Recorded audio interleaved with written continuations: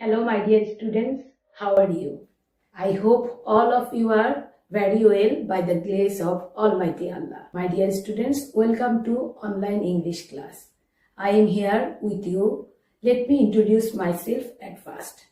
I am Shamali Mustafa, lecturer, Department of English, Milestone College. Dear students, today I am dealing with an important topic from your English second paper, that is narration. The class is for 11 and 12. In the beginning of the class, we will know what is narration. Narration means the speech of a speaker. That means explaining or telling of something by a speaker. Dear students, you will get speech of a speaker in two forms, direct and indirect. So now we will know what is direct speech and what is indirect speech. Dear students, using the same speech of a speaker in the quotation is called direct speech, whereas using the speech of a speaker without changing the meaning in your own way is called indirect speech. Okay students, let's see an example. Nabila said, I was reading. If we want to change it into indirect, we will write Nabila said that she had been reading. So you see here we use a conjunction in the place of inverted comma. তাহলে দেখো প্রিয় শিক্ষার্থীরা, সহজে আমরা direct স্পিচকে indirect speech থেকে পার্থক্য করতে পারি। ডিরেক্ট স্পিচে স্পিকারের বক্তব্য ইনভার্টেড কমার ভিতরে থাকে, whereas ইনডিরেক্ট স্পিচে ইনভার্টেড কমার জায়গায় কনজাংশন থাকে এবং কিছু পার্সন পরিবর্তন, টেন্স পরিবর্তন এবং আদার কিছু অ্যাডভার্ব ওয়ার্ডের পরিবর্তন আমরা দেখতে পাই। So dear students, in direct speech there are two basic parts. First one, speaker and the verb, that speaker express his speech with that verb, and after that reported speech, that means the speech of the speaker. Here in example we see Nabila said. Said is reporting verb and I was reading reported speech.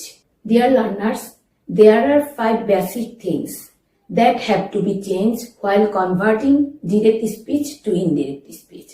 First one, to change the reporting verb, to remove inverted comma and use appropriate conjunction there, to change person of the reported speech, to change some adverbs of reported speech, and to change the tense or verb of reported speech.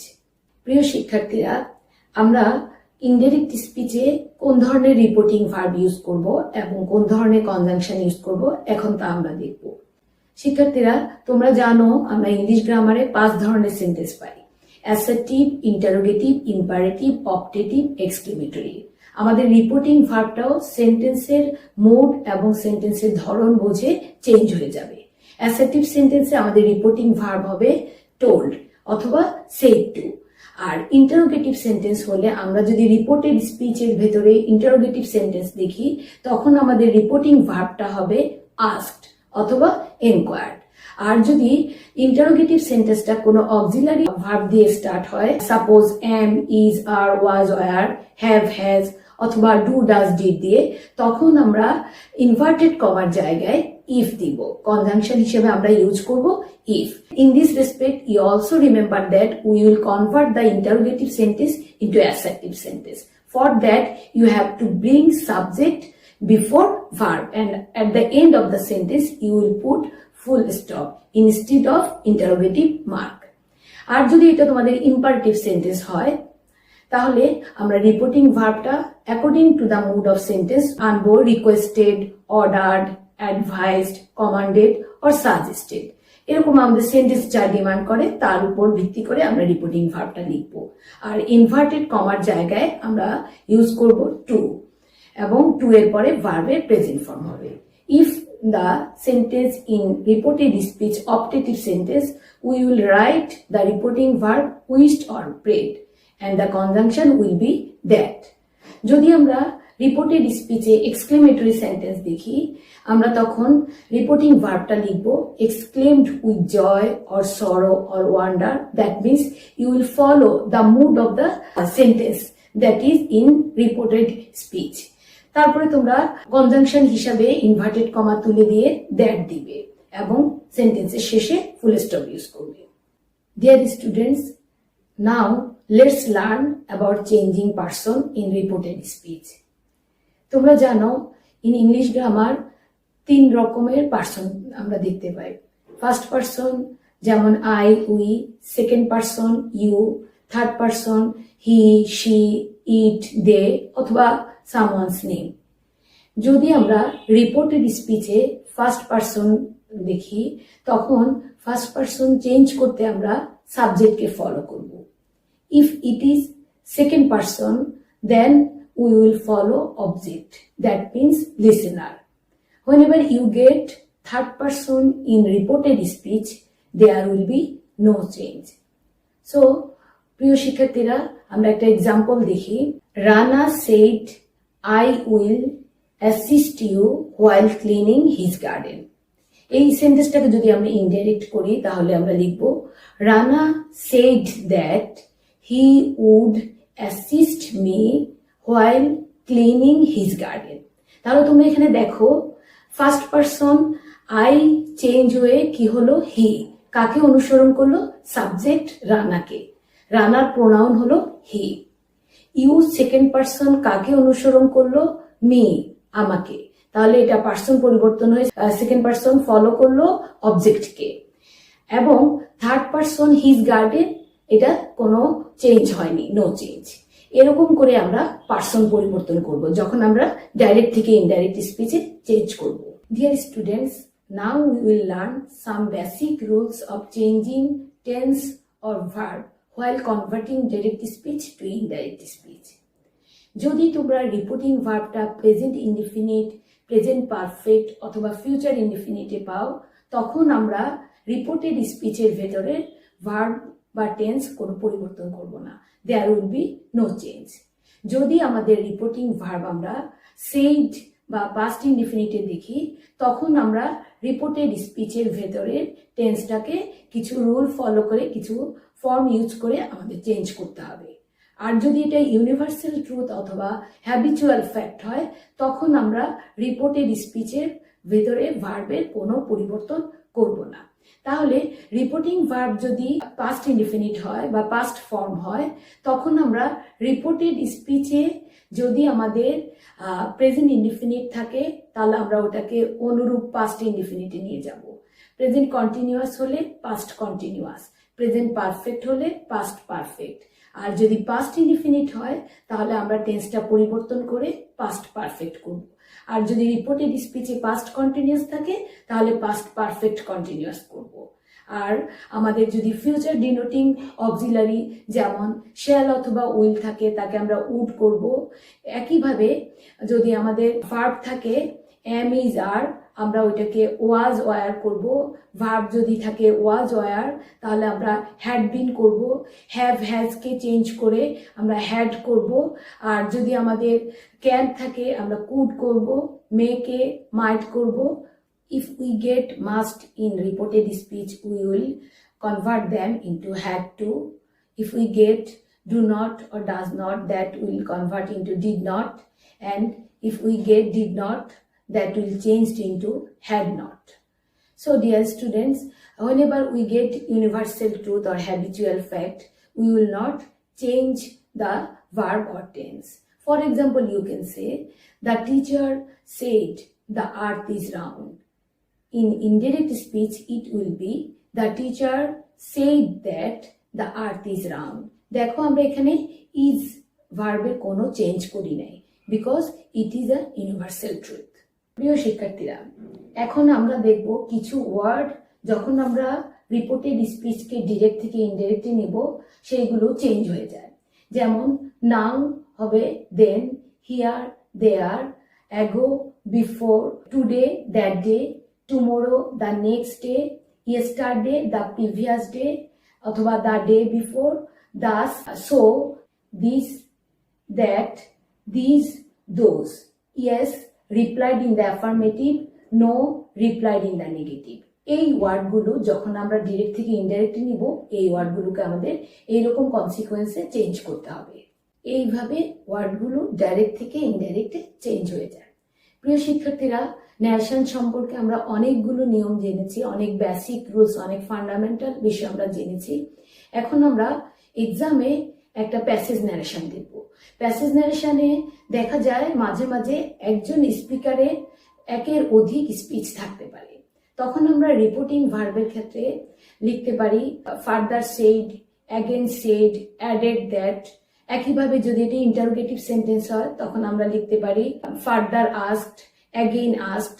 এরকম করে আমরা যদি দুটো sentence একজন বক্তার বক্তব্যের মধ্যে পাই পর পর একই ইনভার্টেড কমার ভিতরে, তখন আমরা এই ওয়ার্ডগুলো ইউজ করব। These are the basic facts of narration. Dear students, আশা করি তোমরা ভালো করে এই ন্যারেশনের সবগুলো রুল ভালো করে বুঝতে পেরেছো। যখন তোমরা প্র্যাকটিস করবে, you must implement all this rules. Dear students, today I selected one passage from Dhaka Board 2019. Let's practice. প্রিয় শিক্ষার্থীরা, আমরা এখন ঢাকা বোর্ড 2019 থেকে ন্যারেশন প্র্যাকটিস করব। ন্যারেশনে প্রশ্নটা যেরকম থাকবে দেখো, change the narrative style by using indirect speech. আমরা প্যাসেজটা দেখেই বুঝতে পারছি প্যাসেজটা ডিরেক্ট স্পিচে আছে।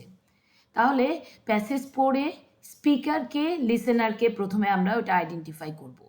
দেখো এখানে, where do you like to go sir, asked the ticket seller. First লাইনে আমরা দেখছি যে প্রথমে রিপোর্টেড স্পিচটা দেওয়া আছে এবং যে স্পিকার তাকে পরে দেওয়া হয়েছে। তোমরা কিন্তু যখন ইনডাইরেক্ট স্পিচ আনসার করবে তখন কিন্তু তোমরা স্পিকারকে প্রথমে রাখবে এবং রিপোর্টেড স্পিচটাকে চেঞ্জ করে তারপরে লিখবে। এরপরে দেখো, আমরা কিন্তু এখনো লিসেনারকে সেটা দেখতে পাচ্ছি না, আমাদের পরবর্তী সেন্টেন্সটাও পড়তে হবে। কক্সেস বাজার রিপ্লাইড দ্য স্ট্রেঞ্জার। তাহলে প্রথম স্পিচটার লিসেনার হলো স্ট্রেঞ্জার। আর কক্সেস বাজার এই সেন্টেন্সে এই ইনভার্টেড কমা বা এই যে স্পিচটা দেখছো এর মধ্যে কিন্তু কোনো সেন্টেন্স, ফুল সেন্টেন্স দেওয়া নাই। সাবজেক্ট, ভার্ব, সেন্টেন্সের যে ক্রাইটেরিয়া বা ক্যারেক্টারিস্টিক্স সেটা কিন্তু ফুলফিল হয়নি, শর্ট ফর্মে দেওয়া আছে। যখন তোমরা ইনডাইরেক্ট স্পিচ করবে তখন কিন্তু তোমরা এই সেন্টেন্সটাকে সাবজেক্ট, ভার্ব কমপ্লিট করে তারপরে ইনডাইরেক্ট স্পিচ করবে এবং পার্সন পরিবর্তনও তখন তোমরা মনে রাখবে। আমরা যেই নিয়মগুলো আজকের ক্লাসের প্রথমে লার্ন করেছি সবগুলা রুল আমরা এখন ইমপ্লিমেন্ট করব এই প্যাসেজটা যখন আমরা ইনডাইরেক্ট স্পিচ করব। তারপরে পড়ো, how many tickets do you need. এটা কার স্পিচ তা কিন্তু দেওয়া নেই। যখন তোমরা এটাকে ইনডাইরেক্ট করবে তখন কিন্তু তোমাকে কে স্পিকার ছিল সেটা বুঝে লিখতে হবে।